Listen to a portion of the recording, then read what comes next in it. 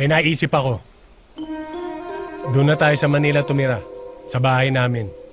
Panahon na siguro para makilala niyo yung lolo't lola niyo. Manila? Eh, hindi ba mas maraming tao dun? Huwag kang mag-alala, mahal. Nag-iisa lang yung bahay namin doon. Wala kaming kapitbahay. Sure? Sure.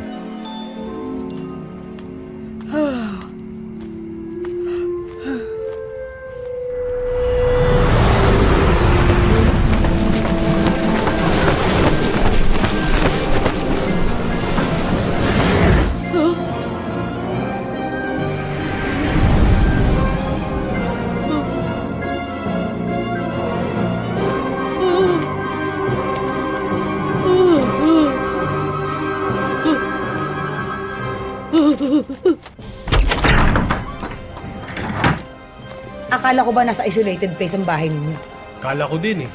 Dati naman, nag-iisang bahay lang to rito eh. Dad, ba't parang walang tao? Inang!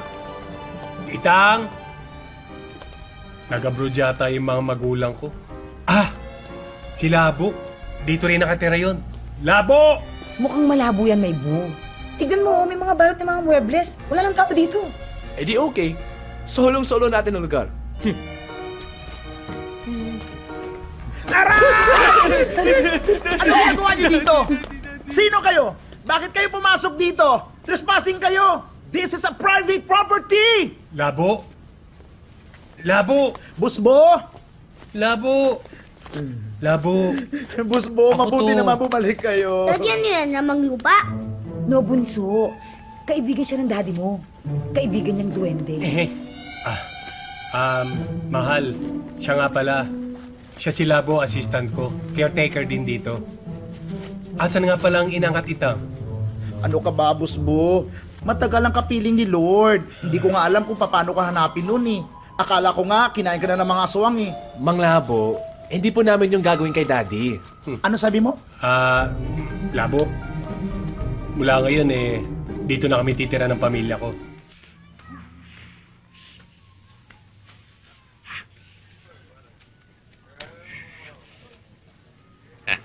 Para talaga binebuenas.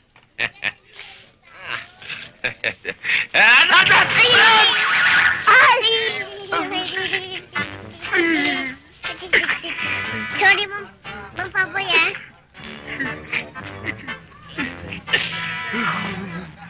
Sorry, Mang Pamboy. Aksidente.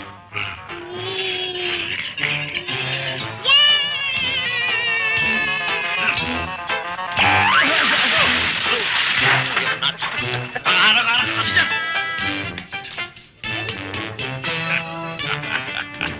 Akala mo di kita makikita, ha?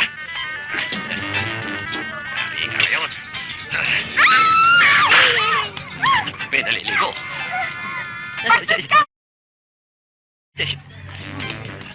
Oo, Sam. Bakit ka tumatakbo? Wala ko. Ha? Ni.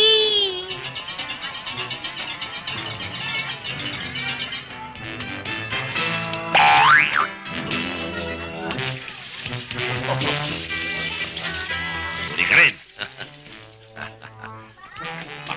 Ito, wala nang kawala. Ikaw na yan. Yari ka ngayon.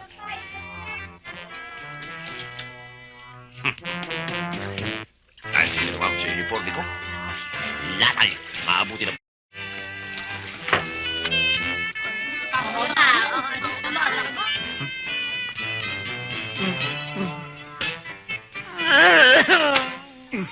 Bakit, Tamboy? Gugulpihin mo ako? Bakit may hawak ang pamalo?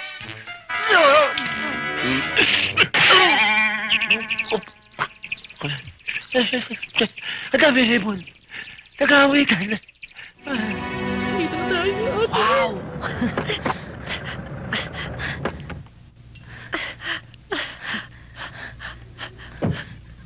Pogi!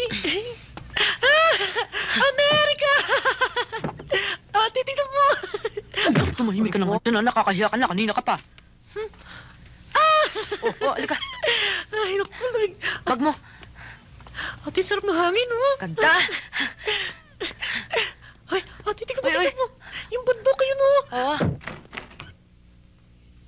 Mr. Cruz, sila po ba mga pamangkin ni Sir? Oo, sila. Halika kayo sa loob. Welcome.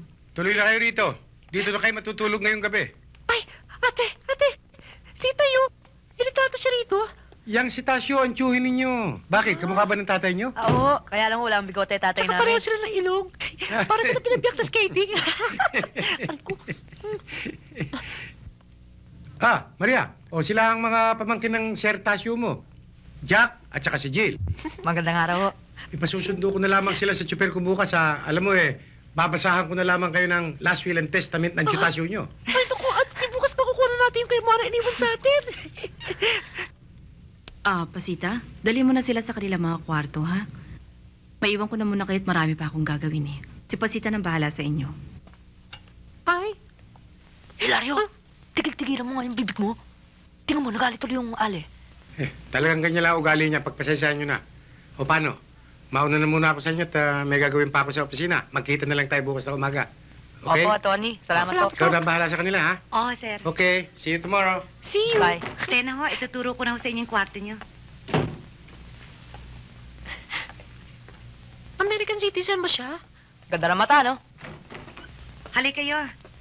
Wow. Ito ang kwarto mo, Jack. ganda. At saka sa'yo, Jill, sa kabila. Asa Ganda. ang bag mo dito, Ay, yung Jill? maliit. Sige, susunod na ako ron. Salamat. Pero, hoy, ate, Oh, natatakot ako doon sa mayordoma ni Chutasyo eh. Bukong papatayin tayo mamayang gabi. ikaw talaga na ako sa'yo, ha? Ano na naman? Bakit? Di ka ba natatakot? Tatakot din. O, kita mo na? Naku, ate, kung di lang doon sa kayamanan makukuha natin, naku, gusto ko nang umuwi. Kasi para bang kinakabahan akong may mangyayaring masama sa atin dito eh. Ikaw alam mo yung utak mo, puro kalokohan ang pumapasok eh. Ang magaling, magdasal tayo para maligtas tayo sa kahit anong kapahamakan. Punta ka na nga sa kwarto mo, pahinga ka na. Naku, ate, dito na lang ako. Natatakot ako doon kay Nana Maria, baka bigla akong gapangin nun eh. Sige, dito ka matulog. Yan. Sa akin, hindi gapang. Suntok ang aabutin mo. Naku, papagapang na lang ako. Bilis!